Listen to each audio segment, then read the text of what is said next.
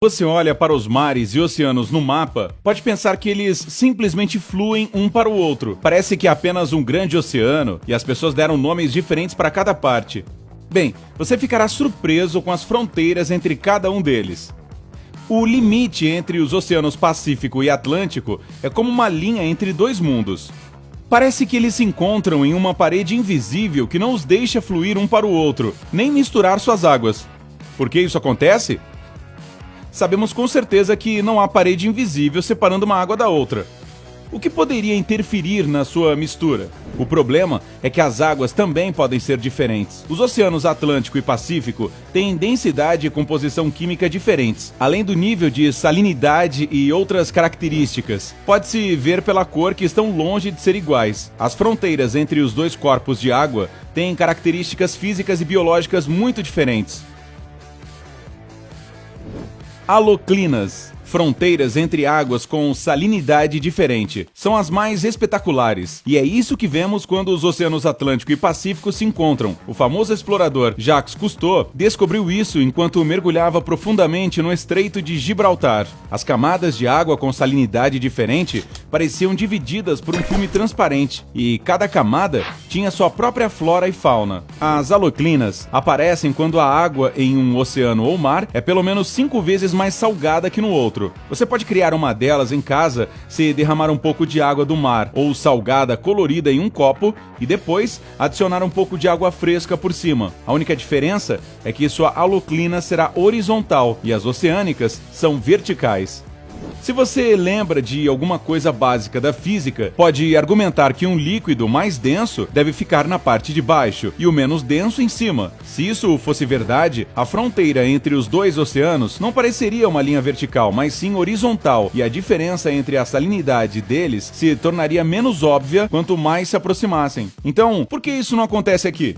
Bem, primeiro, a diferença de densidade de água dos dois oceanos não é tão boa para um deles descer e o outro se elevar. E, no entanto, é suficiente para não permitir que se misturem. Um outro motivo é a inércia. Uma das forças inerciais, conhecidas como a de Coriolis, influencia os objetos quando eles estão se movendo em um sistema de eixos que, por sua vez, também está em movimento. Em palavras mais simples, a Terra está se movendo e todos os objetos em movimento nela serão impactados pela força de Coriolis, que os desvia de seu curso. Como resultado, os objetos na superfície da Terra não avançam, mas desviam no sentido horário no hemisfério norte e no anti-horário no sul.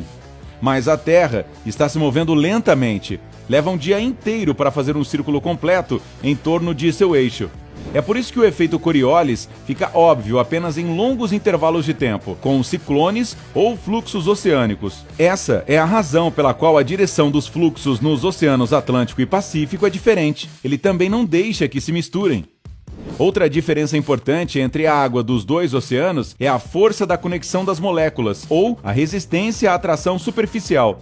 Graças a essa força, moléculas de uma matéria se mantêm unidas. Os dois oceanos têm uma resistência à atração superficial totalmente diferente, o que também não deixa que se misturem. Talvez eles possam gradualmente começar a se misturar com o tempo, mas como os fluxos neles têm direções opostas, simplesmente não tem tempo para fazer isso. Pensamos que é apenas água nos dois oceanos, mas suas moléculas separadas se encontram por um breve momento e depois são levadas pelo fluxo oceânico. Mas não pense que apenas os oceanos Atlântico e Pacífico não se dão muito bem.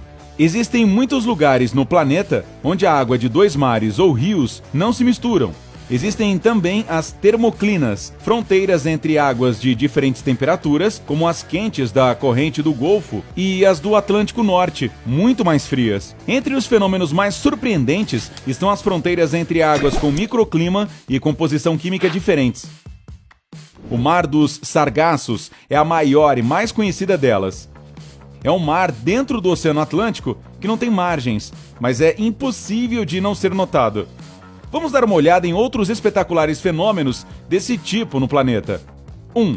Mares do Norte e Báltico. Estes dois mares se encontram perto da cidade dinamarquesa de Skagen. A água neles não se mistura por causa da diferença de densidade. Às vezes você pode ver as ondas de um e de outro se chocando e fazendo espuma. E, no entanto, a água deles se mistura gradualmente. Por isso o Mar Báltico é levemente salino. Se não houvesse água vinda do Mar do Norte, o Báltico seria apenas um enorme lago de água doce. 2. Mar Mediterrâneo. Uai, seu app de vídeos curtos.